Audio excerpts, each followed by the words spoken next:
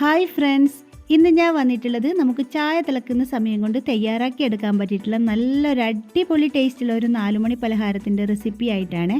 അപ്പോൾ വീഡിയോ നിങ്ങൾ മുഴുവൻ സ്കിപ്പ് ചെയ്യാതെ തന്നെ കണ്ടിട്ട് ഒന്ന് സപ്പോർട്ട് ചെയ്യുക. അതുപോലെ തന്നെ സബ്സ്ക്രൈബ് ചെയ്ത എല്ലാവരും വീഡിയോ കണ്ട് ഒന്ന് സപ്പോർട്ട് ചെയ്യണം കേട്ടോ. അപ്പോൾ സമയം കളയാതെ നമുക്ക് വേഗം തന്നെ വീഡിയോയിലേക്ക് പോകാം.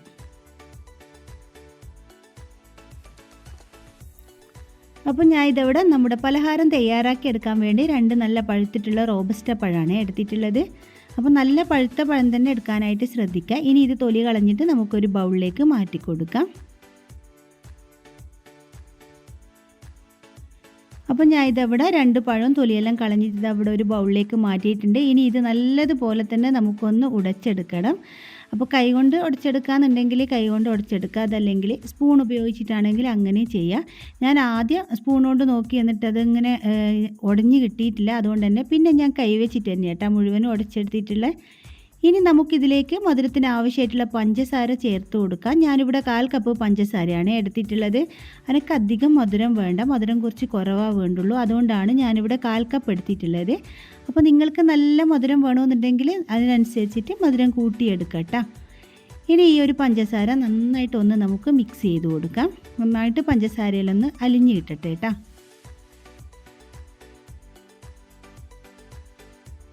അപ്പോൾ ഇതാ നമ്മുടെ പഞ്ചസാര ഇവിടെ നന്നായിട്ട് അലിഞ്ഞ് വന്നിട്ടുണ്ട്.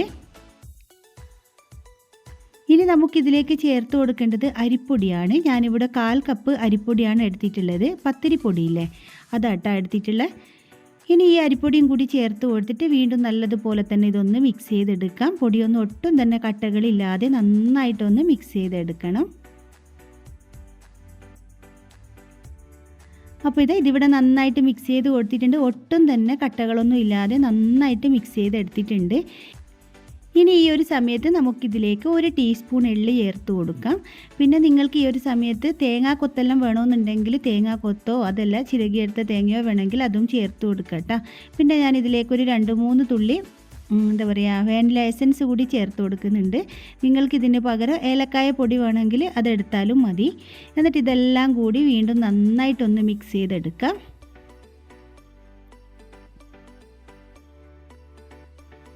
അപ്പോൾ ഇതിവിടെ ഞാൻ നന്നായിട്ട് മിക്സ് ചെയ്ത് കൊടുത്തിട്ടുണ്ട്. ഇനി നമുക്കിതിലേക്ക് ചേർത്ത് കൊടുക്കേണ്ടത് മൈദയാണ്.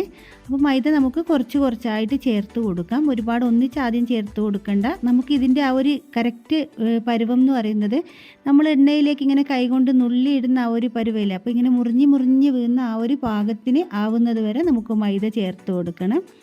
അപ്പോൾ നിങ്ങൾക്ക് മൈദക്ക് പകരം ഗോതമ്പ് പൊടി വേണമെങ്കിലും ചേർത്ത് കൊടുക്കാം കേട്ടോ.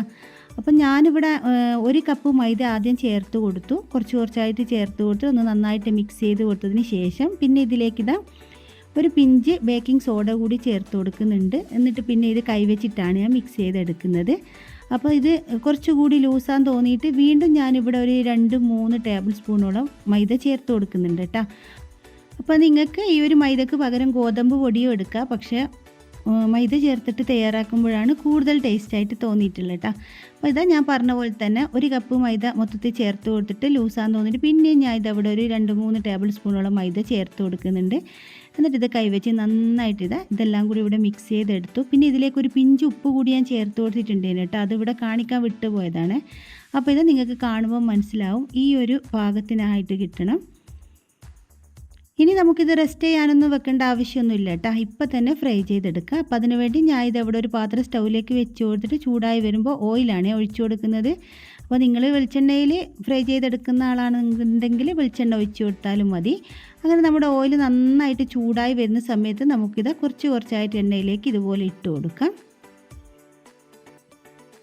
അപ്പോൾ ഫ്ലെയിം കൂട്ടി വെക്കണ്ട, മീഡിയം ഫ്ലെയിമിൽ ഇട്ടിട്ട് നമുക്കിത് ഫ്രൈ ചെയ്തെടുത്താൽ മതി. നമുക്കിതിൽ ചേർത്ത് കൊടുത്തുള്ള ആ ഒരു മൈദയെല്ലാം നന്നായിട്ട് തന്നെ ഒന്ന് വെന്ത് കിട്ടണം.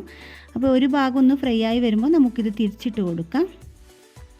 അപ്പോൾ എൻ്റെ വീഡിയോ നിങ്ങൾ ഇതുവരെ സബ്സ്ക്രൈബ് ചെയ്യാതെയാണ് കണ്ടിട്ടുണ്ടെങ്കിൽ ഒന്ന് സബ്സ്ക്രൈബ് ചെയ്ത് സപ്പോർട്ട് ചെയ്യണേ. അതുപോലെ തന്നെ തൊട്ടടുത്ത് കാണുന്ന ആ ഒരു ബെല്ലൈക്കൺ ഒന്ന് പ്രസ് ചെയ്യാനും മറക്കരുത്.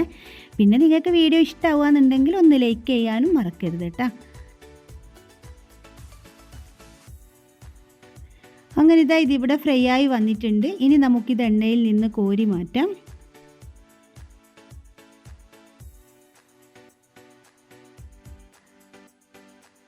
അങ്ങനെ ഞാൻ മൈദ ഇതിവിടെ മുഴുവനും എണ്ണയിൽ നിന്ന് കോരി മാറ്റിയിട്ടുണ്ട്. എന്നിട്ട് ഇതാ ബാക്കിയുള്ളത് കൂടി ഞാൻ ഇതിവിടെ ഫ്രൈ ചെയ്തെടുക്കുന്നുണ്ട് കേട്ടോ.